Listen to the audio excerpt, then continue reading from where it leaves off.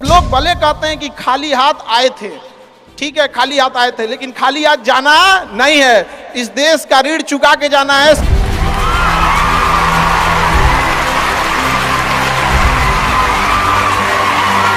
हमेशा याद रखिएगा, अकल बादाम खाने से नहीं ठोकर खाने से आती है।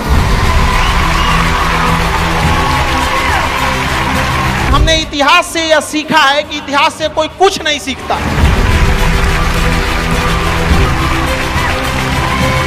भले जेब खाली हो, जेब में गांधी हो या ना हो, दिल में एक आंधी होनी चाहिए। जो बोले हैं, जो ठाने हैं, वो कर लेंगे यहां पर, और नहीं कर सकते हैं तो दुर्भाग्य है इस भारत की धरती पर जन्म लिया हुआ।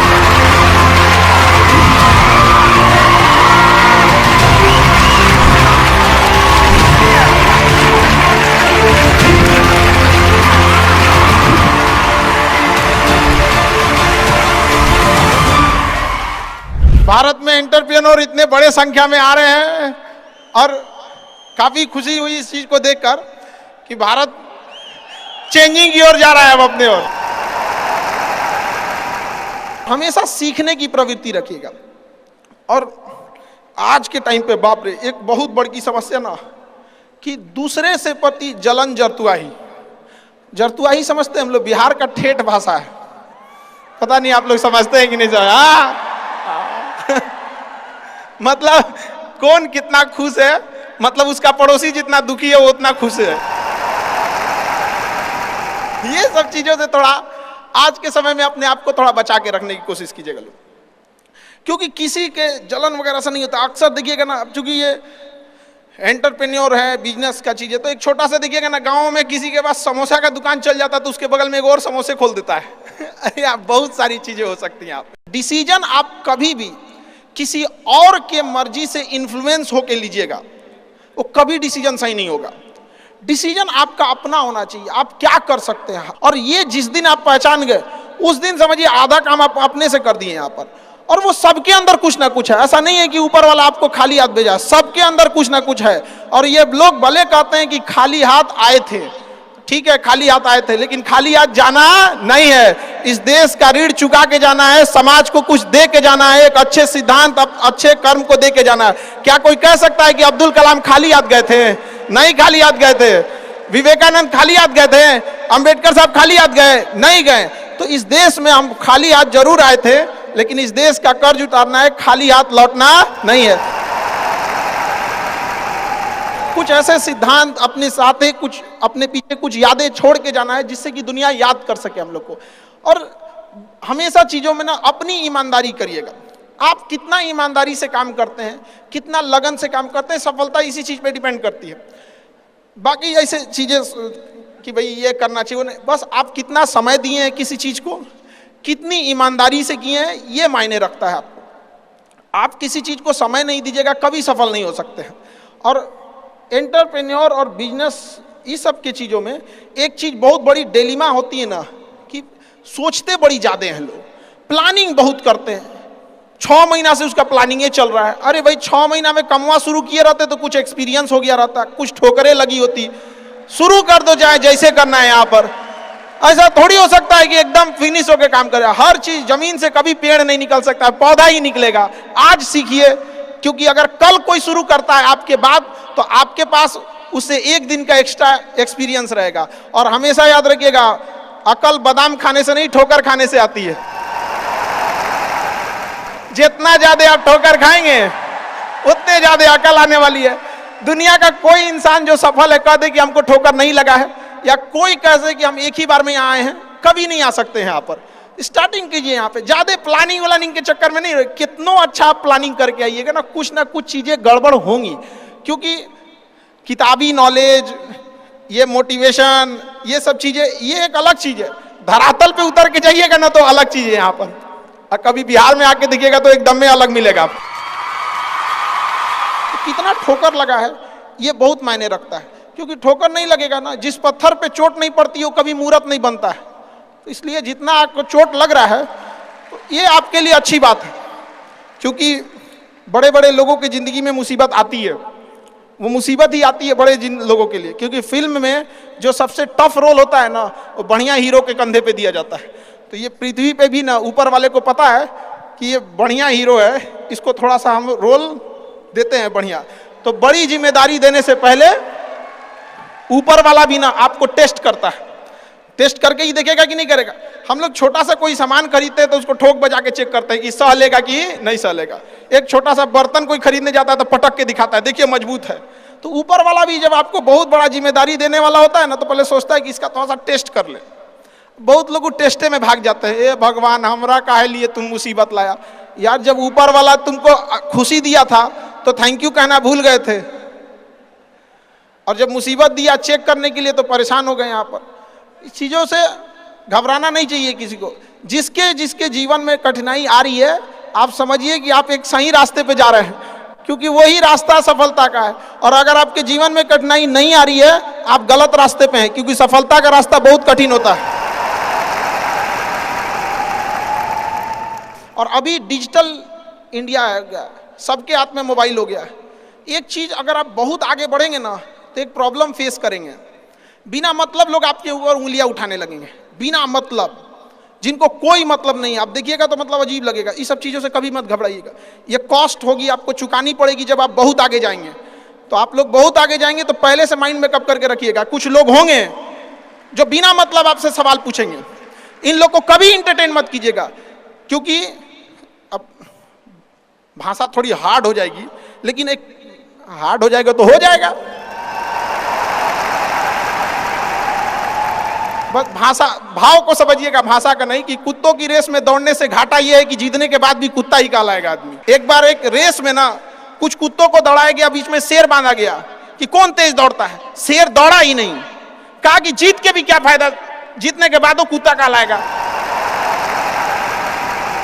समझा? तो जब आप आगे बढ़ेंगे ना, तो ये कॉस्ट है, समझिएगा इस चीज को। पहले ये कम था, क्योंकि पहले लोगों के पास में हाथ मोबाइल वोबाइल कुछ नहीं था, मतलब काना फूसी में रह जाता था। लेकिन अब ये बहुत बड़े पैमाने पे हो गया। तो ये सब चीजों से बचिएगा, और ये आएगा आपके साथ में लाइफ में। ये चीजें जैसे हम आपको छोटा सा मतलब व्यवहारिक चीज पे बताते हैं। जब बहुत आगे जाएंगे ना, तो कुछ कहेंगे अरे इसका प्रोडक्ट खराब है, इसका ये चीज, मतलब कुछ ना कुछ बोलेंगे। उसको बस ऐसे समझिएगा कि जब आप बढ़ते हैं तो आपके चेहरे पे कभी कभी कुछ दाने निकल जाते हैं, उसको छेड़ा नहीं जाता है। 10 दिन 15 दिन बाद वो खत्म हो जाता है, फिर दिखता तो है तो आपका चेहरा ही दिखता है। और ज्यादा खखोरेंगे ना तो उधर के बर्बाद कर देगा आपको। हम निकला है, छोड़ दीजिएगा उसको। एक समय आएगा जब आप ही जाने जाएंगे। यहाँ लोग किस चीज पे नहीं उंगलियां उठा देते हैं, भगवान को उंगलियां उठा दिए लोग। अग्नि परीक्षा भगवान को देना पड़ा, हम लोग की क्या औकात है जी यहाँ पर। इसलिए भैया इस सब चक्कर में नहीं पड़िएगा आप। जो है वो एकदम परफेक्ट है, चाहे जैसे भी। गलतियां सबसे होंगी, जो गलती करिएगा उसको एक्सेप्ट कर लीजिएगा। हाँ हमारे पास ऐसे गलती हो गई, नेक्स्ट टाइम से हम सुधारेंगे, बट कोशिश कीजिएगा गलतियां ना हो। लेकिन सबके जवाब देने की कोशिश मत कीजिएगा। आप इंसान है, कोई डिटर्जेंट नहीं है कि सफाई करते चलते हैं आप। और काबिल इतना बनिए ना कि लोग आपको रोकने के लिए ना साजिश करना पड़े, कोशिश नहीं। उस लेवल पे जाइए आपको। यार ये कैसे आगे निकल गए यहाँ पर। आएंगी चीजों को, हम लोग भी फेस किए हैं, आप लोग भी फेस करना होंगे। यहाँ पे शुरुआत में सबको कॉस्ट चुकानी पड़ती है।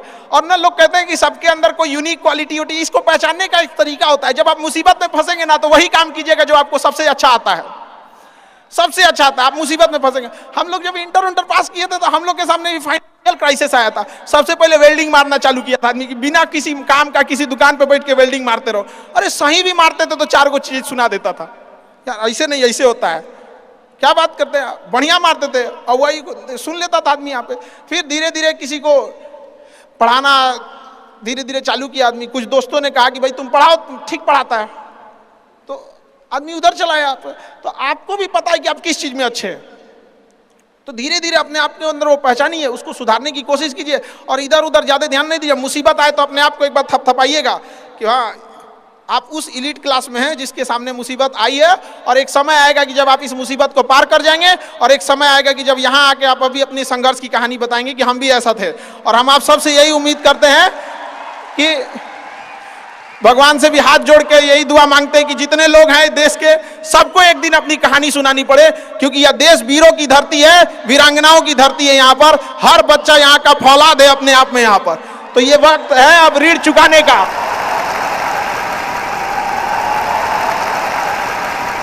अब इस सदी में हमें अपना नहीं, अब इस देश का भी एक ऋण चुकाना होगा कि शायद पिछले जन्म में बहुत सौभाग्य, बहुत अच्छा काम किए होंगे तो हिंदुस्तान में जन्म लिए, वरना अगर जन्म के समय थोड़ा बहुत बॉर्डर क्रॉस करते ना, उधरिया हो जाते ना, अरे बाप रे बाप,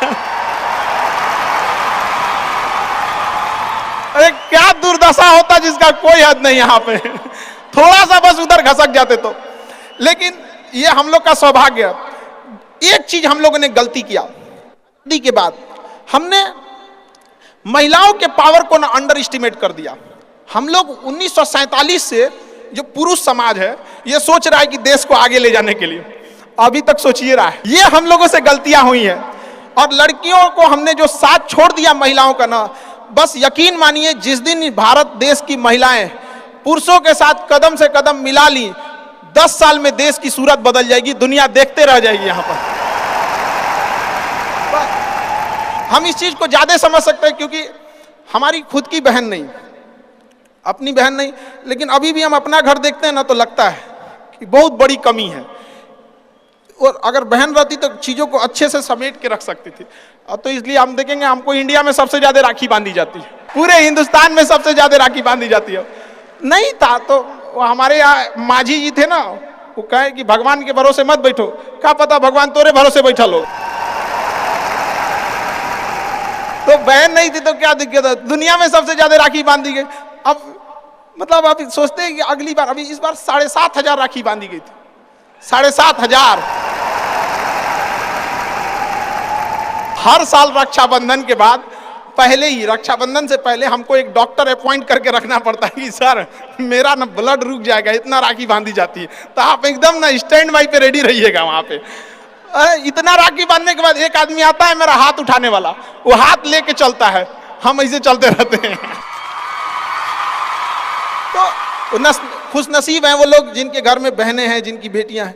आप उसकी कदर नहीं कर सकते हैं तो यकीन मानिए इसका बदला भगवान जरूर लेता है। आजकल लोग देखते हैं कि लोग बहू की कदर नहीं करते। अरे वो आपकी बेटी है, चेहरा बदल के वापस भगवान ने भेजा है आपको, नहीं कर सकते कदर ना, तो आपने भगवान की उस नेमत को ठुकरा दिया है। अब फिर घरे में मुसीबत आएगा तो कहेंगे कि पता नहीं क्या हो गया। चाहे चांद पे पहुंच जाइए, चाहे जितना भी आगे चल जाइए, अपनी सभ्यता संस्कृति को मत भूलिएगा वरना मिट जाइएगा आप यहां से। यूनान मिस्र रूमा सब लुट गए जहां से, लेकिन मगर है बाकी नामो निशा हमारा। कुछ बात है कि हस्ती मिटती नहीं हमारी, सदियों रहा है दुश्मन दौरे जहां हमारा। भारत को मिटाने की कोशिश की गई, मिटा कभी नहीं। इसलिए याद रखिएगा अपनी संस्कृति को नहीं भूलना है। और हमसे गौरवपूर्ण संस्कृति पूरे भारत, पूरे विश्व में किसकी है यहाँ पर, तो ये चीजों को थोड़ा सा आप लोग को ध्यान में रखना है और आपस में मिलजुल के एक देश वाली भावना लेके चलना है कि हम सबको मिलकर अब देश को अपना उस पुराना जो गौरव मिला था उसको वापस लौटाना है। और आप लोग आगे बढ़ेंगे, युवाओं में है, अब जिधर युवा चलते हैं उधर ही सब कुछ चल देता है। यहाँ पर तलवारों के साए पर इतिहास हमारा बनता है, जिस ओर जवानी चलती है उस ओर जमाना चलता है। आप युवा लोग हैं, आपको किसी कौन रोक सकता है यहाँ पे। मैं दरिया हूं, अपना हुनर जानता हूं, जिधर से भी गुजरूंगा अपना रास्ता बना लूंगा। तो युवाओं में यही तो एक है, भले जेब खाली हो, जेब में गांधी हो या ना हो, दिल में एक आंधी होनी चाहिए। जो बोले हैं, जो ठाने हैं वो कर लेंगे यहाँ पर, और नहीं कर सकते हैं तो दुर्भाग्य है इस भारत की धरती पर जन्म लिया हुआ, ये व्यर्थ हो जाएगा यहाँ पर। तो एक कहानी लिखना है जो आगे जाके सबको सुनाना है, और हर उस घर में 2 किलो अलग से मिठाई जाएगी जिस घर से आवाज आई थी कि इससे नहीं हो सकता है, अलग से एकदम ले भैया, तोरे लिए स्पेशल है यहाँ पर। एकदम तारीफ करने वालों की कमी हो जाए, जलने वालों की कमी नहीं होना चाहिए। एकदम मिसाल बनिए। आप सब लोग को, हमारा आप सब लोग को ढेर सारा शुभकामनाएं, दुआएं। आपके ठोकरें आएंगी, लगेंगी ठोकरें, उसी को ठोकर लगती है ना जो चलता है, जो सुतल है बेड पे, ओकरा कौन ची का ठोकर लगने वाला है। और ठोकर नहीं लगेगी तो नहीं आगे बढ़ सकते हैं। कामचोरों से तो इंडिया परेशान है, जो कुछ नहीं करता वो भी संडे को आराम करता है। अरे तोरे लिए कौन सी का संडे यार, काम बस ईमानदारी से कीजिए। हम लॉकडाउन का एक छोटा सा एग्जांपल देते हैं। हमारे यहाँ एक लेबर था, जो नहीं काम करते हैं लेबर लोग, उनकी बहुत दुर्दशा हो गई लॉकडाउन में। रियल में एक्चुअली उनके साथ प्रॉब्लम क्या है ना, they don't have backup money.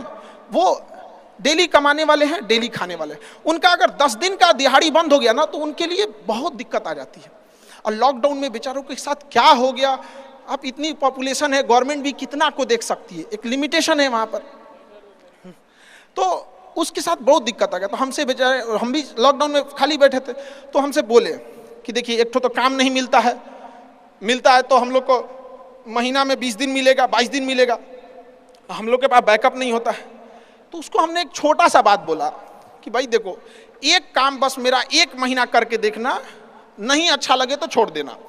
काम पे जाते कितने हो, तो बताया कि 8 बजे जाते हैं। अलग अलग शहर में वो काम करने वाले मजदूर जो आते हैं, मिस्त्री, उनका टाइमिंग अलग अलग हो सकता है। हमारे यहाँ 8 बजे आते हैं लोग, और फिर दोपहर में लंच करते हैं, शाम में 4-5 बजे 5 बजे चले जाते हैं। तो कहे 8 बजे के काम में आप कितने बजे जाते हो? कहा कि सर वही पहुँचते पहुँचते 7:15 हो जाता है, खैनी उनी बनाते चाय पीते 8:30 हो जाता है। हम कहे एक बात बताओ, ये आधा घंटा तुम किस में काटे? तो कहा कि जहां काम करने गए ना उनके में से। हम कहे नहीं, यही इस गड़बड़ है। आप अपनी जिम्मेदारी में से आधा घंटा काट लिए थे, आप वहां 15 मिनट पहले पहुंच के देखो। तो कहे आई क्या बोलते हैं मास्टर, पगला गए हैं एकदम। हम भाई देख तो 1 महीना काम करके देखो, बस तुम वहां 15 मिनट पहले पहुंच के देखो। वो इंसान 15 मिनट पहले पहुंच जाता था, 5 मिनट पहले ही काम चालू कर देता था, बाकियों के आने से पहले। लंच पे जाते थे तो जब सब चले जाते थे 1-8 मिनट लेट से लंच जाते थे, कुछ नहीं होने वाला है। 1-8 मिनट लंच के खत्म होने से पहले ही चले आते थे, बाकी लंच खत्म हो गया 10 मिनट बाद आ रहा है, वो लंच खत्म होने से 1-8 मिनट पहले ही चले आते थे। जब सारे लोग 5 बजे चले जाते थे तो 5:05 पे जाते हैं। तो हमसे कहें कि खान सर ये आप बता रहे हैं नहीं, बहुत उटपटांग बात बता रहे हैं आप। हम भैया 1 महीना काम कर लो, हाथ जोड़ लेते हैं। आज के टाइम पे जब वो 1 महीना काम किया, 10 दिन के अंदर लोगों को हो गया यार कितना ईमानदारी से काम करता है। आज उसको फोन से लोग बोलते हैं कि भाई मिस्त्री खाली हो, फोन से बोलते हैं। और लोग क्या कहते हैं पता है, इसको काम दे देंगे ना तो टेंशन नहीं है, टेंशन नहीं है, काम वही है। आप दुनिया में कुछ भी कीजिए, बशर्ते क्या कीजिए, ईमानदारी से। और आपके यहाँ जो काम करने आ रहा है ना, प्लीज उसका भी आप लोग, मतलब जो भी आप लोग एंटरप्रेन्योर है तो आपके अंडर में भी लोग काम करेंगे, उसका भी ध्यान रखिएगा एक परिवार की तरह। ये नहीं कि उसका भी रोक रख के सैलरी रख ले 2 महीना 3 महीने का, और उसके बाद कहेंगे कि चौपट काय हो रहे हैं। ऊपर वाले की लाठी में आवाज नहीं होता, इस चीज को हमेशा याद रखिएगा। देखिए जैसे बड़ी कंपनी, याद रखिएगा, बड़ी कंपनी कस्टमर तक डायरेक्ट नहीं पहुंचती है, बीच में एक डिस्ट्रीब्यूटर रखती है, डायरेक्ट कस्टमर को सामान नहीं बेचती है। अगर किसी बिस्किट कंपनी को तो सोचिएगा बिस्किट डायरेक्ट नहीं देगी, बीच में क्या रखती है, डिस्ट्रीब्यूटर रखती है। उसी तरह ऊपर वाला भी ना सबको हाथ में डायरेक्ट पैसा नहीं देता है, बीच में एक डिस्ट्रीब्यूटर रखता है। हो सकता है आप एंटरप्रेन्योर वही डिस्ट्रीब्यूटर है, आपके माध्यम से गरीबों का चूल्हा जलता है। आप मत मारिएगा, आप प्लीज उन गरीबों का हक मत मारिएगा। नहीं तो बड़ी कंपनी को दिख जाता है कि ये डिस्ट्रीब्यूटर ठीक नहीं है तो उस डिस्ट्रीब्यूटर को चेंज कर देता है।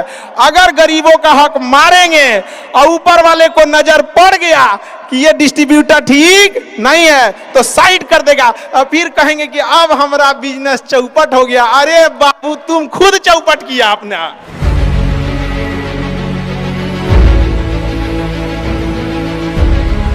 दो तरह के सवालों का जवाब आपको इस वीडियो में मिलेगा, एक इंस्पिरेशन और मोटिवेशन, क्योंकि खान सर आ रहे हैं, आपके हर सवाल की बॉल पे मारेंगे 6, आपकी कंफ्यूजन को कर देंगे एकदम फिक्स। खान सर आपको अमेजिंग सवाल जवाब में चर्चा करेंगे।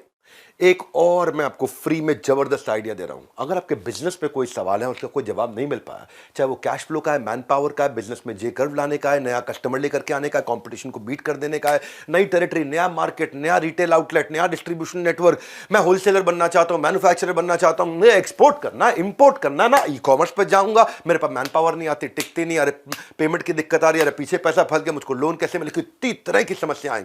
इस पर तो कोई सवाल है आपका? तो मैं उसका फ्री में आंसर दूंगा। आपकी कंफ्यूजन सोल्यूशन मेरा, हिंड्रेंस आपकी, गाइडेंस मेरी, रियल टाइम दूंगा आप ही की भाषा में। हिंदी में पूछ लो, इंग्लिश में पूछ लो, गुजराती में पूछ लो। Ask doctor Vivek Bindra, hashtag ask doctor Vivek Bindra. इस वीडियो को शेयर करिएगा खान सर के और हैशटैग यूज करिए आस्क डॉक्टर विवेक बिंद्रा। कोई संकोच नहीं, मेरे संग कोच है। आपको क्या बोलना है? आपको कोई संकोच नहीं, आपके संग कोच है। कोच कौन? डॉक्टर विवेक बिंद्रा। तो आपको एक लिंक दे रहा हूं, उस लिंक पे जाना है और जाकर के जो भी बिजनेस का सवाल है मुझसे पूछना है। पैसे नहीं लगेंगे। 5 सवालों के उत्तर तो फ्री दूंगा। उसके बाद आपका मन करे तो आप आगे हमारा कोई प्रोग्राम ज्वाइन कर सकते हैं। मैं आपका 24 घंटे 7 दिन का कोच हूं। हाँ, आप कोई जरूरी नहीं आपको पैसा खर्च करना है। 5 सवालों के जवाब आपको फ्री दूंगा। लिंक पे जाओ, अपना सवाल पूछो और मुझसे डायरेक्ट आंसर लो। अब सुनते हैं वो जवाब जो कि खान सर देने वाले हैं। धन्यवाद। खान सर, आपका पूरा नाम जानना चाहते हैं और थोड़ा आपने स्ट्रगल कैसे किया उसके बारे देखिए, में बताइए। बिल्कुल आपको अधिकार है पूरा नाम जानने का, लेकिन हमने इतिहास से यह सीखा है कि इतिहास से कोई कुछ नहीं सीखता है। हम आपको एक एग्जाम्पल देते हैं। जलियांवाला बाग हत्याकांड हुआ तो उन निर्दोषों की कोई गलती नहीं थी। थोड़ा सा आपको हम अपने थोड़ा सा हिस्ट्री की ओर ले जाते हैं। आप बिजनेसमैन है, शायद इंटरेस्ट ना हो तो खैर थोड़ा सा तो जलियांवाला बाग में जब हत्याकांड हुई, जनरल ओ डायर ने जनरल आर डायर को कहा कि गोली चला दो। उस चोट्टे ने गोली चला दिया, लेकिन आदेश दिया था जनरल ओ डायर। गोली मारा गया। उन निहत्तों की क्या गलती थी? न जाति देखी गई, न मजहब देखा गया, गोली मार दिया गया। उस गोली मारने के 21 साल बाद 1919 की घटना है। 1940 में उधम सिंह, भारत का वह वीर सिंह अमर रहे। उधम सिंह जब इंग्लैंड में गए और लंदन में उसके घर में घुस के उधम सिंह के छाती पे गोली मारे थे वहां पे। और जब जज ने पूछा था कि नाम क्या है, तो उन्होंने कहा था राम मोहम्मद सिंह आजाद। राम मोहम्मद सिंह आजाद। समझ में आ गया मेरा नाम क्या है?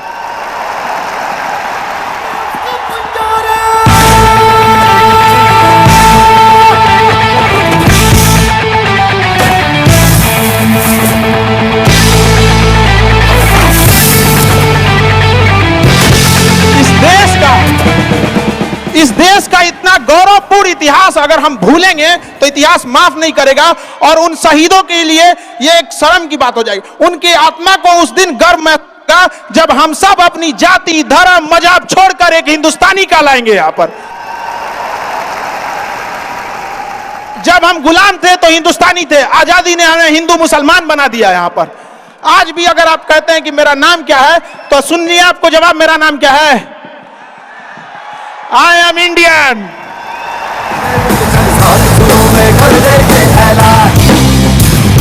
हिम्मत है तो लोगों, जुर्रत है तो मानो, आज हथेली में रखती है जान।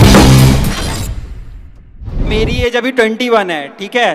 तो मैंने अभी रिसेंटली कॉर्पोरेट लाइफ में एंटर किया है। तो मैंने चाणक्य नीति पढ़ी थी।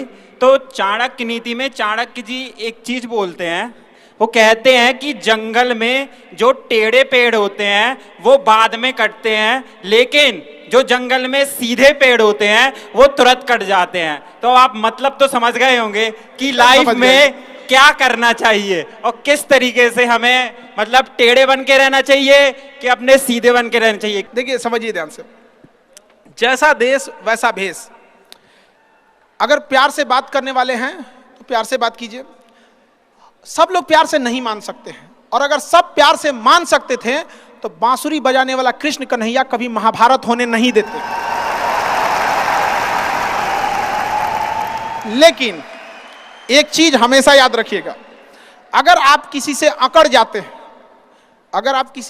जाते हैं, रूडली बात कर लेते हैं, तो फिर प्यार से बात करने का ऑप्शन हमेशा के लिए खत्म हो जाता है। हमेशा के लिए खत्म हो जाएगा। फिर आप उसे प्यार से नहीं समझा सकते। लेकिन अगर आप उसे शुरुआत में प्यार से डील करते हैं तो अकड़ने का ऑप्शन तो लास्ट तक रहता है। तो ये शुरुआती ऑप्शन गड़बड़ नहीं कीजिएगा। और मिजाज में कुछ सख्ती भी जरूरी है, वरना लोग पी जाते अगर समंदर खारा ना होता। अपने आप को इतना भी सस्ता मत कीजिएगा कि 2 कौड़ी का इंसान खेल के चला जाए।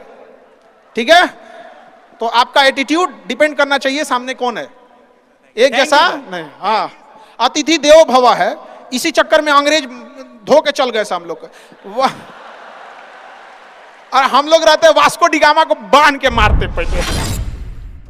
मैं 3 विद्यालय का संचालन कर रहा हूं और वर्तमान में कानपुर देहात में सबसे टॉप में विद्यालय है। मैं चाहता हूं कि उस संस्था को प्रदेश और देश लेवल पर ले जाऊं, तो क्या उसके लिए सुझाव चाहता हूं आपसे। सर थोड़ा सा एक चीज करिएगा, आप संस्था को टॉप या संस्था को बेहतर से बेहतर आप एक कोशिश कीजिएगा कि संस्था में पढ़ रहे वाले बच्चों को टॉप करा दे। बस वो बच्चे टॉप रहने चाहिए। सर हमारी संस्था में जाएंगे, वो गोदाम था, अनाज रखने वाले गोदाम को हम क्लासरूम बनाए हैं। हमारे यहाँ लगभग 200-250 लड़के जमीन पे बैठ के पढ़ते हैं। हमने कभी संस्था पे ध्यान ही नहीं दिया, जब भी ध्यान दिए बच्चों पे ध्यान दिए। तो सर एजुकेशन में वो करना है कि वो बच्चे ब्रांड एम्बेसडर बने आगे जाके।